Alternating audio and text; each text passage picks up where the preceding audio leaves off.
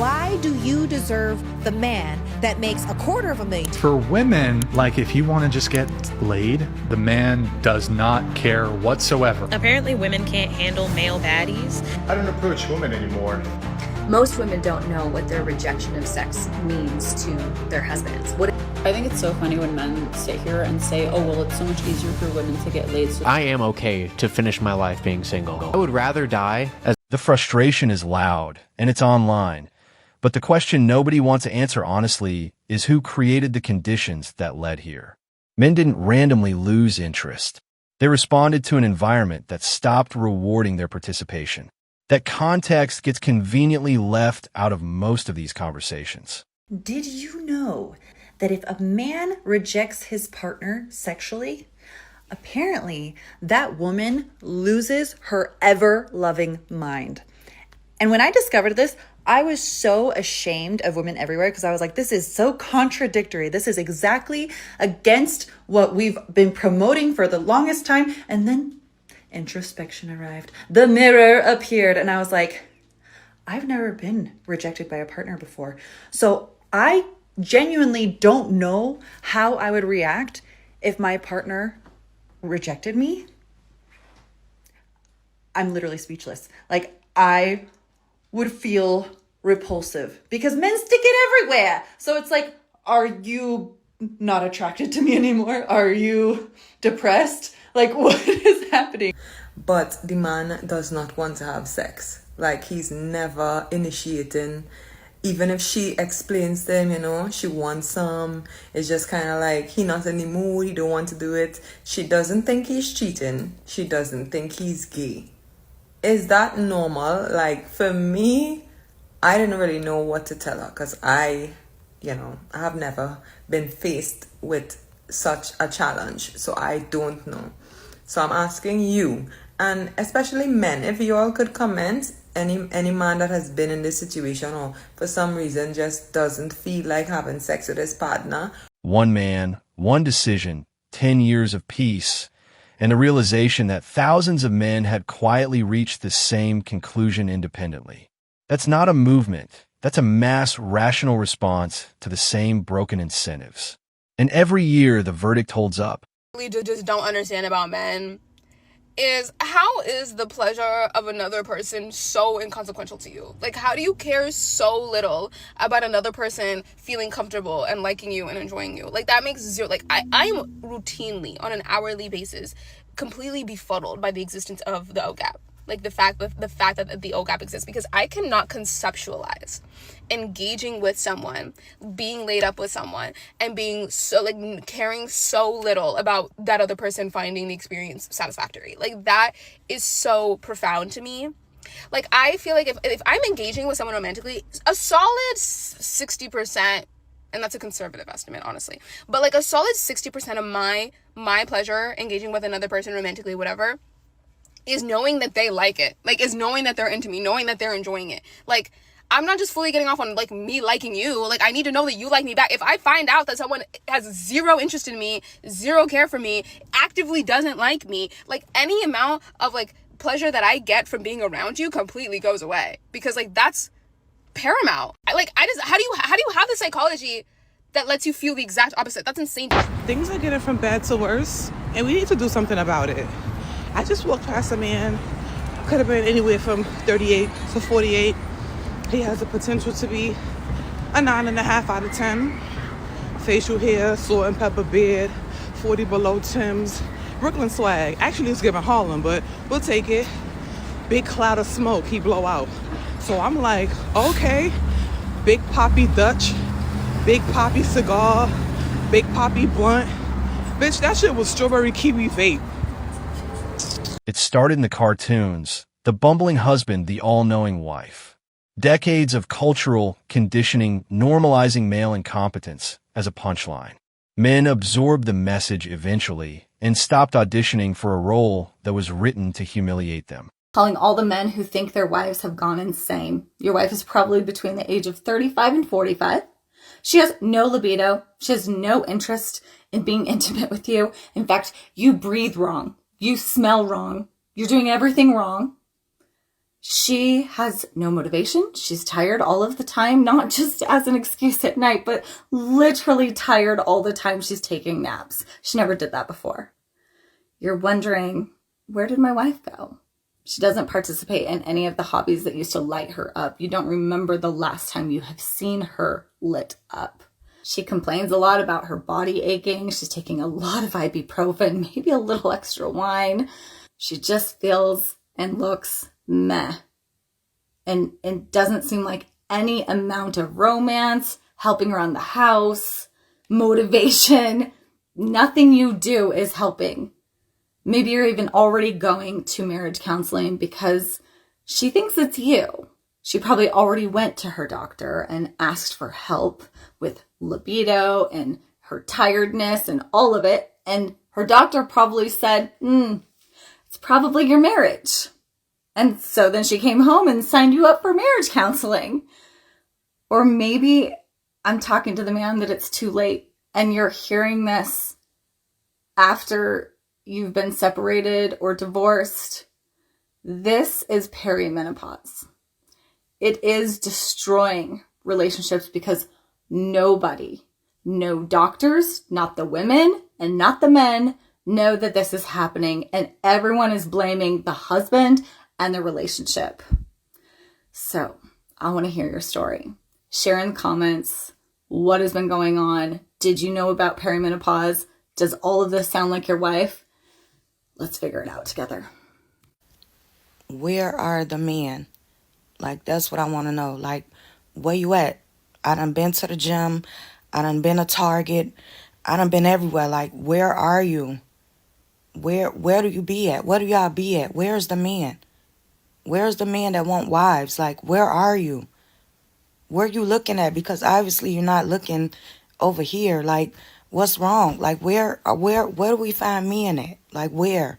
Trying to explain male feelings to people who've decided not to hear them is a waste of energy. Let experience be the teacher. Men have better things to do with their time. I think it's so funny when men sit here and say, oh, well, it's so much easier for women to get laid, so they should show some restraint. But it's like, whose fault is it that it's easier for women to get laid, if not men's fault? Like, maybe if you guys had some self-worth and some self-respect and didn't just give it up to whoever and didn't make yourself so accessible to every woman who asks, maybe that wouldn't be the case. But they then want to call women easy and promiscuous, but like, all these easy promiscuous women still don't want you because you get 0 bitches and 0 pussy.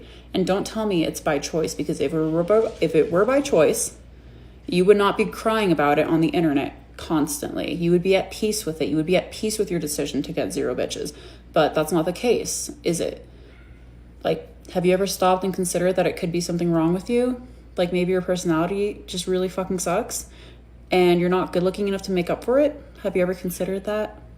Like, have you ever considered that you're the problem? Of course you haven't. Guys, listen, dating is changing and women are finally feeling it. Like, women are finally feeling it. Listen, the past 10 years, oh yeah, they had their pick of the litter. Guys were sending direct messages. Guys were double and triple texting. Guys were doing everything and anything to get a response back or to set up a date. Guys were actually actively initiating dates and trying to actually pursue and create relationships. And what happened? Women didn't want none of them. So now what's happened? Men have quit. Men don't approach. Men don't double text. Men don't do anything anymore. Men just build their purpose. Men just keep building their finances. Men just keep going back to the gym, and men have quit. Because what happens is you now have an entire generation of men that think they're unattractive. You have an entire generation of men that believe they're either not worthy or they're unattractive or that women just naturally don't want them. You know, you see all this stuff like, oh, women would rather have a relationship with their dog or an animal or a bear in the wild than they would a man, and all this stuff. Okay, that's what they wanted. That's what they claimed they wanted. Here we are. What you're going to actually notice, what's going to happen is women are going to most likely start within the next couple of years sending more choosing signals. Women are most likely going to start to pick up the phone and initiate phone calls first. Or what you're even going to see is women just might start even approaching first, because that's what we have actually came to now, is men have completely just quit. Some would say for good reason. Paying your own bills and funding your own lifestyle is supposed to be independence, not a tragedy to post about online. If the solo life is genuinely great, the complaints are the tell that it isn't. So some of y'all may have seen this tweet. I believe the general takeaway of this report is that men aged 18 to 30 are having less sex, like significantly. And I'm like, you know why, right? I'm hearing something about podcasts. I'm hearing something about being high value. I'm hearing something about women being too woke nowadays. The thing is that men, for literally hundreds of years, have gotten away with flat out not liking women. They like fucking women. They like the way that women look. They like how their friends treat them when they are with a beautiful woman. But do they actually like that beautiful woman? Do they care about what she thinks? Do they want to hear her perspective on things? Do they value her as a person? So for hundreds of years, men have gotten away with this because they constructed a society that made women entirely dependent on them to live, to make money, to own land, to build credit, to have a car. It was all dependent on them, right? And so women were getting married and fucking them because we fucking had to live. And now that shit is not the case, now that we don't need men for a damn thing, but we can invite one into our lives if we want, if they present themselves to be a nice and caring and empathetic and kind and generous and emotionally healthy person, they're stressed. And instead of growing up, they're doubling down on the misogyny and wondering why we don't want to fuck them. Let me tell you something. Women want to fuck. Yeah, we want to have sex. Absolutely. We just don't want to have sex with people that don't like us. A man who gives loyalty and respect and care and fidelity to his friends, to his male friends, but won't show that to me, I do not want to have sex with that man. I don't want that man anywhere near my body. And so, yeah, this trend makes a bit of sense when you think about it. The woman who tweeted that's response was that there needs to be a right to sex, and that's crazy. Forget that. That's insane. Nobody's owed sex with another person because that means a right to their body. And that's crazy. The answer is for men to unlearn all that patriarchal bullshit. That is the reason why they don't respect women. Perhaps if you showed us the same honor and care and value that you did your male friends, you might be getting laid. Men did exactly what they were told, left women alone and built their own path. The men who found good women early got lucky and know it. Everyone else is navigating the market that's actually out there, not the one that was promised. Nowadays, men don't want to pay all the bills. They can't fix shit. They can't build shit. They can't change a tire. They can't grill. They don't want to show affection. They can't swim. They can't protect you. They can't fight. What are y'all good for? What are y'all doing, bro? Like, damn, what are we doing? Like, y'all not good for nothing nowadays. Like, I swear to God, like, bro, this era of dudes is just, it's getting out of hand. We getting too sassy, fellas. Like, what do we bring to the table? It used to be like we're the providers, the protectors. Nowadays, y'all can't even fight. You feel me? Someone runs up on you and your girl, you can't even protect you guys. And I've seen so many videos of a man out with his girl, and then some people come up on him, rob him, and he runs and leaves his girl. Nowadays, we thinking every man for themselves. We not thinking, this is my partner, you feel me? I would protect her with my life. We not doing that anymore. Why? I swear, chivalry is dead. You feel me? Nowadays, even like, when's the last time you saw a girl, maybe tire popped, she's stuck on the side of the road? When's the last time you got out, helped her change the tire, you feel me, and just went on about your day? We not doing shit like that anymore. No approval seeking, no being interrogated, no emotional or financial manipulation tolerated. That's not a red flag. That's a man with boundaries and self-respect. The fact that this reads as radical to some people is the whole problem. I mean, y'all, they literally had us out here waxing, shaving, tanning, dieting, exercising, smiling, just so we would attract a man, so we could keep men in power on the backs of the lifelong emotional, mental, and physical labor of women. They literally had us out here believing there was no other fulfilling life than to get married to a man and have children. that there was no other way to have worth or experience a fulfilling life besides shackling yourself as a slave to a man. They really had us convinced. And look at all the industries that capitalize off of that. Makeups, cosmetics, fitness. The list goes on. This might be the biggest scam of all. Single women are thriving, according to single women making videos about not having men. Single men, meanwhile, aren't online complaining. The silence from one group and the noise from the other tells you everything about who's actually at peace. The wound as old as time. Why are you looking at her? Why are you following this bitch? Why are you liking her pictures? Those were the days. My life changed when I realized that the equivalent of a man lusting after other women is not the same thing as me lusting after another man's looks. And that's because men's extrinsic value, what the world says is our value, not what our value actually is. Okay, this is societal standards type shit, is different than women's extrinsic value. Women's extrinsic value is their youth, it's their beauty, it's their sexual desirability. But for men, their extrinsic value is in their capabilities, their status, their power, their money. So, a man lusting after another woman, having wandering eyes, is the equivalent of a woman. So, the equivalent of, fuck, why can't I speak? I'm so irritated. The equivalent of a man lusting after another woman is a woman going to her man and saying, I just met the most impressive man. Like, he is such a genius. Like, he's so confident and smart. Can you believe that he accomplished all of this? Say that to your man. I fucking dare you. You will probably have the fight of your life. Now, as a relationship coach, I'm going to have to tell you to use this information responsibility. And responsible. As per my code of ethics, I can't tell you to do that just to start a petty argument. But, you know, what you do with this information is none of my business. But it will invoke the same reaction in him that gets invoked in us when we see them lusting after other women. And that's because the core wound is the same. It's that I'm not enough, but it is mirrored. It is different for women and men. For women, it's, will he still choose me? Like, am I still enough to captivate this man in a room full of shiny objects? And it's pulling on the fear of being unseen. For men, it's, does she trust in the guidance of another man more than me? Does she trust more in his strength than mine? It is in doubting his capabilities, and it is pulling on the fear of inadequacy or feeling unnecessary. And so it's really important that we understand this, because I didn't even realize I was doing this, because in my head, I was like, well, you work so hard. Like, I don't get what the big deal is. You work so hard to be this type of man. Like, shouldn't we both be appreciating, you know, another man's like accomplishments and like it's impressive.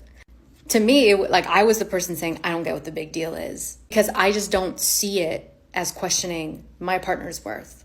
Just like a lot of men don't see what the big deal is. They're like, what do you mean? Can't we appreciate another woman's beauty? Like, it doesn't take away from yours. And so I'm not saying that this is an excuse. I'm just saying that once I figured this out, I realized where I was still externalizing my self-worth and how much insecurity, you know, I just wasn't aware I was still carrying. Doesn't mean, you know, I was suddenly okay with my partner still doing it. It just meant, oh, I saw where I was doing it too. This person isn't doing it to disrespect me. They just didn't see it in that way. So now, with your partners, in order to move forward with conflicts, it's very important that you guys see each other's differences and understand those differences to move forward, rather than trying to get the other person to see things the same way that you do. Saying, oh, well, I don't do it, isn't gonna work. But saying, hey, when you do this, it's the equivalent of me doing this to you in male language. And then it's like, oh, okay, I see what you're saying. I did not know that. I won't do that if that's how it makes you feel.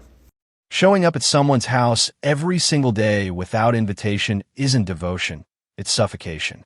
Framing his need for space as abandonment is exactly the kind of rewriting that makes men exit quietly and permanently. I am so fed up with this new generation of men.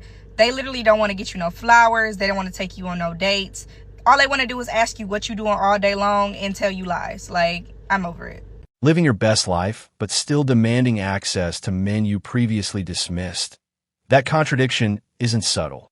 Wanting the option available without paying any of the cost up front is not independence. It's having it both ways. This is an asymmetrical disconnect where both sides are equally confused. Men withdrew, built themselves up, and stopped complaining publicly. Women withdrew, struggled, and went online about it. The next generation doesn't need a new definition of dating. It needs honesty about why the current one collapsed and who drove it there. Thanks for watching MGTOW Voice. Show us your love by liking, sharing, and subscribing. Support us and help spread awareness for men around the world. We welcome a healthy debate and discussion, so feel free to comment and share your thoughts.